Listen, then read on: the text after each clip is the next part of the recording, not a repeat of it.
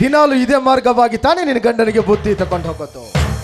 ಈ ದಿವಸ ಮಾತ್ರ ನಿನ್ನ ಗಂಡನಿಗಾಗಿ ಮೀಸಲಾಗಿರೋ ಬುತ್ತಿನ ಏ ಶ್ರೀಕಾಂತ್ ಗೌಡ ಬೆಚ್ಚಿನಾಕಬೇಕು. ಬೇಟೆ ಸಿಗಬೇಕಾದ್ರೆ ಬೇಟೆಗಾರ ಕಾಯ್ಲೇಬೇಕಲ್ವಾ? ಬಾ ಸಾವಿತ್ರಿ ಬಾ.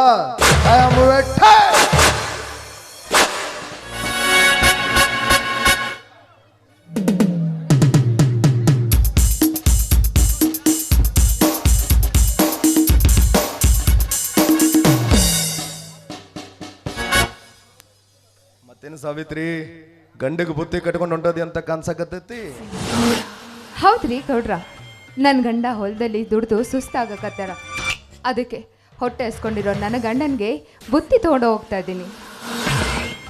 ನಂದು ಹೊಟ್ಟೆ ಹಸ್ತಿತ್ತಲ್ಲ, ಬಡವ್ರ ಮನೆ ಊಟ ಅಂದ್ರೆ ಭಾಳ ರುಚಿ ಇರ್ತೈತಿ ಅಂತ ಕೇಳಲ್ಪಟ್ಟೆ.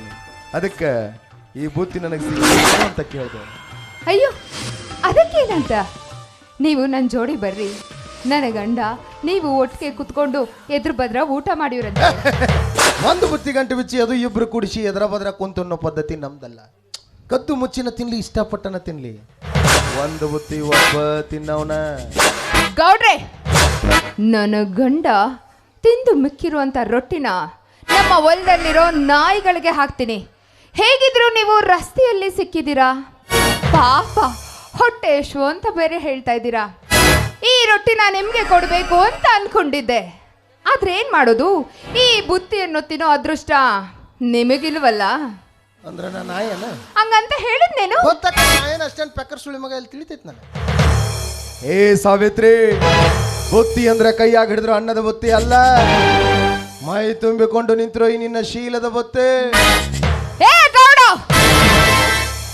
ನಾಲ್ಗೆನ ಬಿಗಿ ಹಿಡಿದು ಮಾತಾಡು. ನಾಲ್ಗೆಗೆ ಎಲುಬಿಲ್ಲ ಅಂತ ಈ ರೀತಿ ಮಾತನಾಡಿದ್ರೆ ನಿನ್ನ ನಾಲ್ಗೆನ ಅಡ್ಡ ಉದ್ದ ಸೀಳಿ ಬಿಡ್ತೇನೆ. ರಸ್ತೆಯಲ್ಲಿ ನಿಲ್ಲಿಸಿ ಈ ರೀತಿಯೆಲ್ಲ ಮಾತನಾಡ್ತಾ ಇದೆ ಅಂತ ನನ್ನ ಗಂಡ ಮೈದನಿಗೆ ಗೊತ್ತಾದ್ರೆ ನಿನ್ನನ್ನ ಕೆಡವೆ ಮೊಣಕನ್ನ ನಿನ್ನ ಬಾಯಿಗೆ ತುರುಕ್ತಾರ. ಜೋಕೆ ಕಂಡಿದ್ದೀನಿ, ಸುಮ್ನಿರ ಮಾತೆತ್ತಿದ್ರೆ ಸಾಕು. ಗಂಡ ಮೈದ್ನ ಊರಾಗೆ ನಿನ್ನ ಗಂಡ ನಿನ್ನ ಮೈದ್ನ ಅಟ್ಟ ದೊಡ್ಡ ಗಂಡಸ್ರನ. 9 ನಂಬರ್ ನಮ್ಮಪ್ಪ ಅವನು ಗಂಡಸ ಅಂತ ಹುಡ್ಸ್ಯಾರ. ಅಂದ್ಮೇಲೆ ಗಂಡಸ್ತನ ಅಂದ್ರೆ ಏನಿರ್ತೈತೆ ಅಂತ ನಾವು ಸ್ವಲ್ಪ ತೋರಿಸ್ಬೇಕಲ್ಲ. ಏ ಸಾವಿತ್ರಿ, ಆ ಬಡ ಬಿಕಾರ ಜೊತೆ ಯಾವ ಸುಖ ಕಾಣ್ತೀಯ?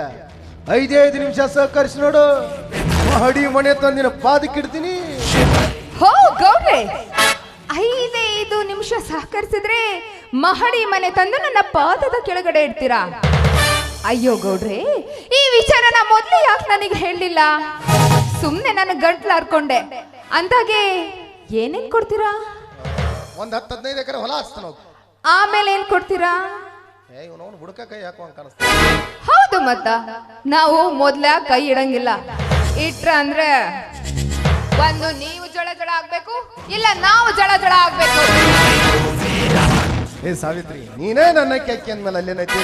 ರೊಕ್ಕ ರೂಪಾಯಿ ಬೆಳ್ಳಿ ಬಂಗಾರ ಏನು ಬೇಕು ಹೇಳು, ಎಲ್ಲಾನು ಕೊಡ್ತೀನಿ. ನಂದೆಲ್ಲ ನಿಂದ, ನಿಂದೆಲ್ಲ ನಂದ. ಕೈ ಬಿಟ್ಟು ಮಾತಾಡೋ ಗೌಡ.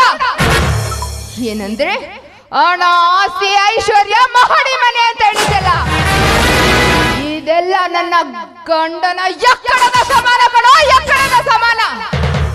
ಅಲ್ಲೋ, ನನ್ನ ಗಂಡನ ಗಂಡಸ್ತನದ ಬಗ್ಗೆ ಮಾತಾಡ್ತಾ ಇದೆಯಲ್ಲ, ನನ್ನಂತ 10 ಜನ ಹೆಂಗಸರಿಗೆ ಸುಖ ನೀಡುವಂತ ಗಂಡಸ್ತನ ಹೊಂದಿದ್ದಾನೆ ನನ್ನ ಗಂಡ.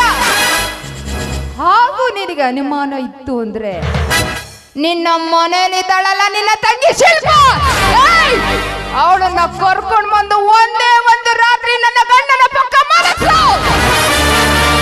ಆಗ ನನ್ನ ಗಂಡನ ಗಂಡಸ್ತನ ಏನು ಅಂತ ನಿನ್ನ ತಂಗಿ ಬೆಳಗ್ಗೆ ಎದ್ದು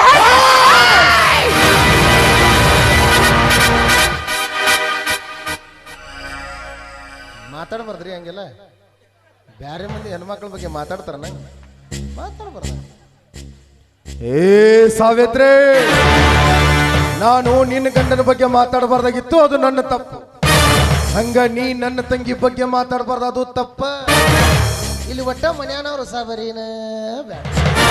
ಇಲ್ಲೇನಿದ್ರು ನಿನಗೈತಿ, ನನಗೈತಿ, ನನಗೈತಿ, ನಿನಗೆ ಇಬ್ಬರಿಗೆ ಬಿಡಿ. ಕಬಡ್ಡಿ ಆಡಕ್ ಬರ್ತೈತೇನ?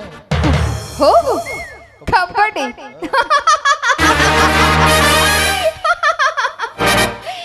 ಕಬಡ್ಡಿ ಅಂತ ಹೇಳ್ತಾ ಇದ್ಯಾ? ಕಬಡ್ಡಿನೂ ಆಡಕ್ ಬರುತ್ತೆ, ಖೋಖೋನು ಆಡಕ್ ಬರುತ್ತೆ. ಪ್ರಸಂಗ ಬಂದ್ರೆ ಚಿನ್ನಿ ದಾಂಡ್ ಕೂಡ ಆಡೋದಕ್ ಬರುತ್ತೆ. ದಾಂಡನ್ನ ಎತ್ತಿ ಚಿನ್ನಿಗೆ ಹೊಡೆದ್ರೆ ಅದು ಸಿಗದೇ ಇರೋ ಜಾಗದಲ್ಲಿ ನೀ ಸಿಗ್ಬೇಕು.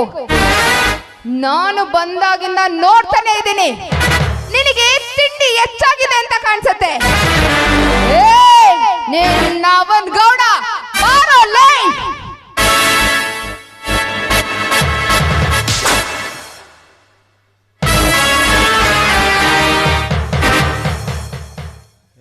ಸಾವಿತ್ರಿ, ಬಹಳ ಹುರುಪಿದ್ರ ನಾ ಎತ್ತಬಹುದು, ಆದ್ರೆ ನೀ ಎತ್ತಿದ್ರ ಅಷ್ಟು ಚಂದ ಕಾಣಂಗಿಲ್ಲ.